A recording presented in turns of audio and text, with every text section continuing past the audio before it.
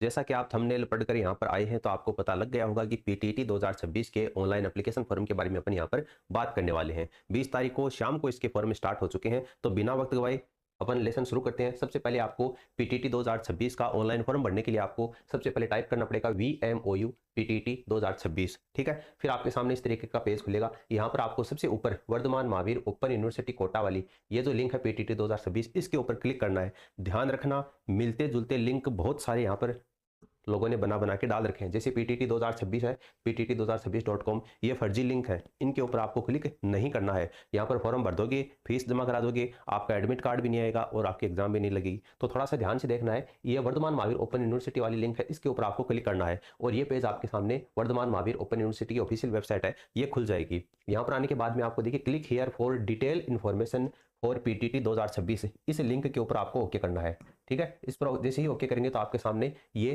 PTT 2026 का जो home page है ये खुल जाएगा। वरना इसकी जो लिंक है ये पीटीटी VMOU कोटा 2026.in, इसकी लिंक मैं आपको नीचे डिस्क्रिप्शन में या कमेंट बॉक्स में प्रोवाइड करवा दूंगा। वहां पर ओके करेंगे तो आप डायरेक्ट इसकी ऑफिशियल वेबसाइट के ऊपर आ जाएंगे। यहाँ पर आने के बाद में आपको यहाँ पर देखिए 2 साल का जो बीएड का कोर्स है इसके ऊपर आपको यहाँ पर ओके करना है। तो इस पर जैसे ओके करेंगे तो आपके सामने कुछ इस तरीके का ये पेज खुलेगा। इस पेज में यहाँ पर आप देखोगे पीटीटी 2026 2 ईयर कोर्स बीएड, योग्यता आपकी ग्रेजुएशन होनी चाहिए और फिल एप्लीकेशन फॉर्म वाला जो कॉलम है इस कॉलम के ऊपर आपको ओके करना है। ओके करेंगे तो आपके सामने इस तरीके का एक पेज खुलेगा। यहाँ पर आपको जो ओके वाला बटन है फिर से इसके ऊपर ओके करना पड़ेगा। ठीक है, फिर यहाँ पर आपका देखिए एप्लीकेशन फॉर्म पीटीटी 2 ईयर आवेदन पत्र, यानी आवेदन पत्र आपका खुल चुका है और ये आवेदन पत्र आपको स्टेप बाय स्टेप भरना है। तो चलिए फटाफट अपन इसको भरते हैं ताकि आपको ये पता चल जाए कि किस तरीके से नाम वगैरह यहाँ पर फिलअप करने हैं।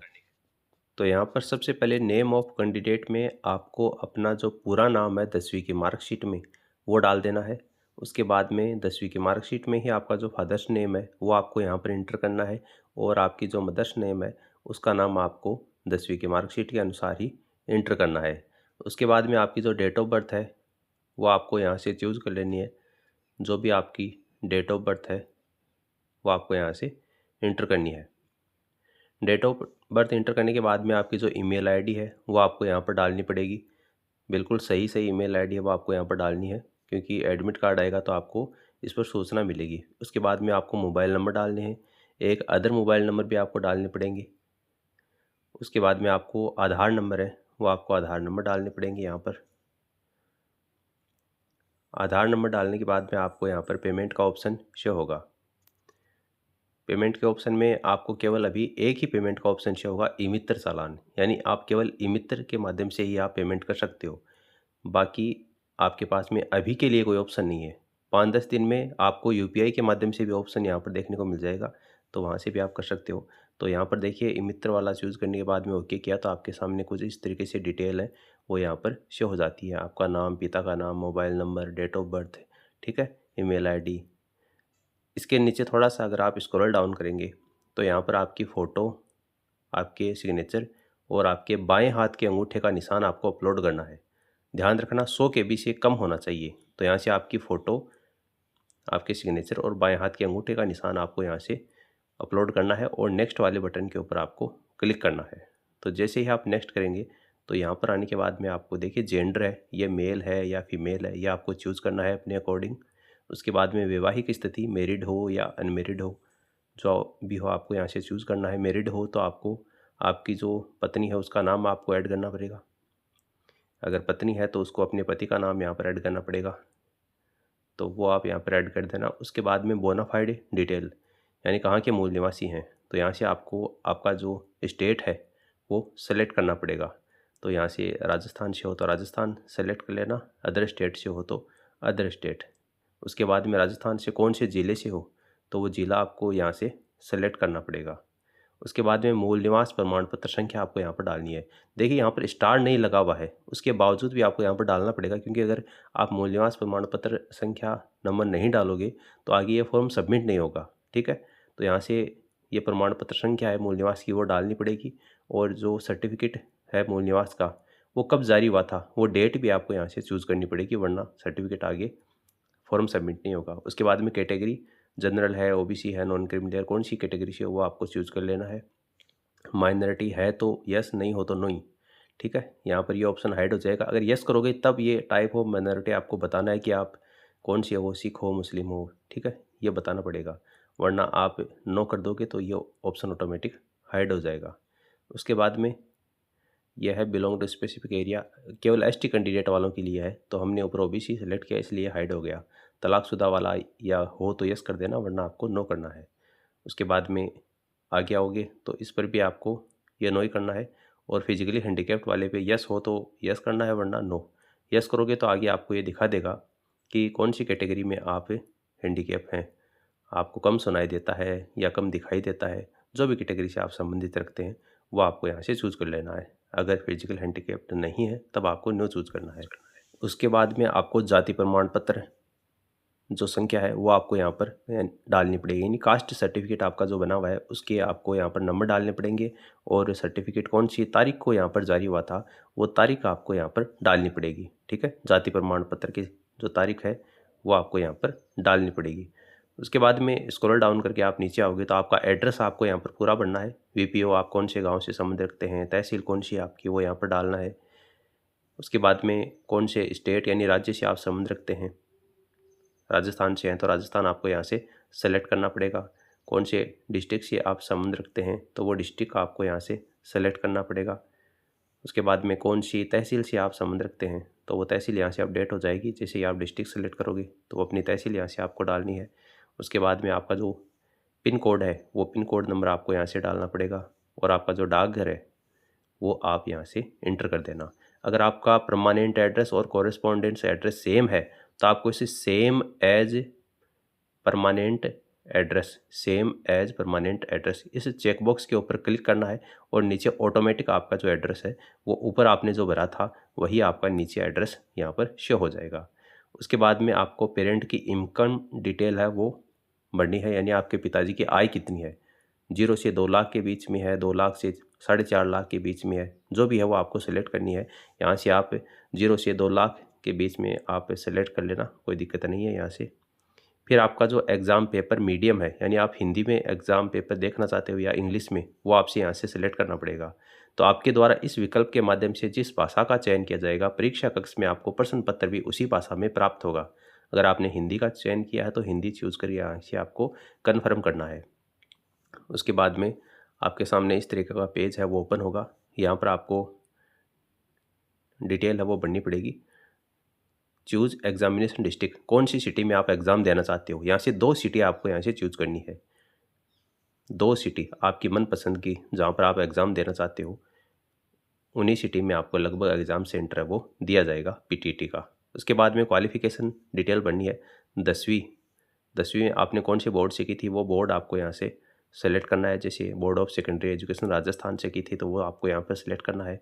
कौन से साल में 10वीं पास की थी तो वो साल आपको यहाँ से एंटर करनी है। मैक्सिमम मार्क्स तो 600 में से आते हैं 10वीं में, तो वो आप यहाँ से एंटर कर देना। कितने आते हैं वो आपको इस कॉलम में एंटर करना है। अगर आप सीबीएसई बोर्ड से हैं तो देख लेना अपने हिसाब से आपसे कितने में से आते हैं, और यहाँ पर परसेंटेज ऑटोमेटिक आ जाएंगे। उसके बाद में सीरियल नंबर या इनरोलमेंट नंबर या जो सर्टिफिकेट नंबर है 10वीं के वो आपको यहाँ पर एंटर करने पड़ेंगे। तो 10वीं का सर्टिफिकेट के ऊपर उसके नंबर लिखे जाते हैं तो वो आप यहाँ पर एंटर कर देना। जो भी आपके सर्टिफिकेट के ऊपर नंबर लिखे हुए हैं वो नंबर आपको यहाँ पर एंटर करने हैं। उसके बाद में 12वीं की डिटेल आपको फिल करनी है। कौन से बोर्ड से की थी वो बोर्ड का नाम, कब की थी, कौन से साल में, वो लिख देना। और 12वीं के जो नंबर है वो शायद 650 में से आते हैं, तो 650 में से कितने नंबर आपके बने हैं वो नंबर आपको यहाँ पर डालने हैं। और उसके बाद में परसेंटेज आपको आगे वाले कॉलम में ऑटोमेटिक आ जाएंगे। और 12वीं के सर्टिफिकेट के जो नंबर हैं वो आपको यहाँ पर डालने हैं। उसके बाद में नीचे चूज़ ग्रेजुएशन स्टेटस, अपेयरिंग है यानी ग्रेजुएशन के फाइनल ईयर में है तब आपको अपेयरिंग चूज़ करना है। और अगर ग्रेजुएशन की जो डिग्री है वो आपके पास में आ चुकी है, पास कर ली है आपने, तो आपको पास वाला है वो चूज़ करना है। उसके बाद में फैकल्टी ऑफ ग्रेजुएशन, तो ये आपने साइंस में की थी या आर्ट्स में की थी, जो भी आपने यहाँ पर स्ट्रीम ली थी वो आपको यहाँ से चूज़ करनी है। जैसे मैंने आर्ट्स है वो यहाँ पर चूज़ किया है, तो उसके बाद में आपको क्लास बतानी है। जैसे बीए है, बीए ऑनर्स है, जो भी आपकी क्लास है, जैसे बीए है तो बीए चूज़ करना है। और ग्रेजुएशन में उसके बाद आपकी जो कौन सी यूनिवर्सिटी से की थी वो आपको चूज़ करनी है। कौन से साल में की थी वो साल आपको यहाँ पर चूज़ करनी है। ग्रेजुएशन के फाइनल ईयर में आपकी जो मार्कशीट आती है उसमें सब लिखा होता है कि कितने में से आपके नंबर आते हैं, तो वो लिखना है। यहाँ पर आप बीए भर देना, ग्रेजुएशन है ना, स्नातक, इसके साइड में बीए भर देना। और जैसे ग्रेजुएशन में 1800 में से नंबर आते हैं तो 1800 में से कितने नंबर आपके आए थे वो नंबर आपको यहाँ पर डालने हैं, तो परसेंटेज ऑटोमेटिक यहाँ पर आ जाएंगे।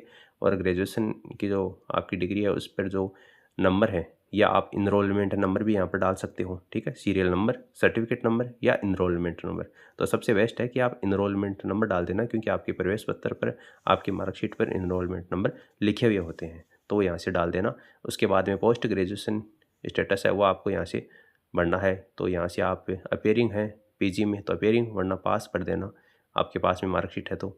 और यहाँ से आप साइंस में की थी या फिर आर्ट्स में, वो आपको यहाँ से सेलेक्ट करना है। और यहाँ पर आप बीए चूज़ कर लोगे, यहाँ पर आप पीजी लिख दोगे, पोस्ट ग्रेजुएशन। और यहाँ पर आपको आपकी यूनिवर्सिटी का नाम लिखना है, जैसे सीकर वाली यूनिवर्सिटी है पंडित दीनदयाल तो वो लिख देना, वरना अदर यूनिवर्सिटी से तो वो लिख देना। कब की थी पीजी वो आपको यहाँ पर साल सेलेक्ट करनी पड़ेगी, कितने में से नंबर आए थे पीजी में वो, और कितने नंबर आए थे वो आपको यहाँ पर सिलेक्ट करने हैं, परसेंटेज ऑटोमेटिक आ जाएंगे। और पोस्ट ग्रेजुएशन की जो आपकी मार्कशीट है उसके ऊपर आपके जो इनरोलमेंट नंबर है वो आप यहाँ पर लिख लेना।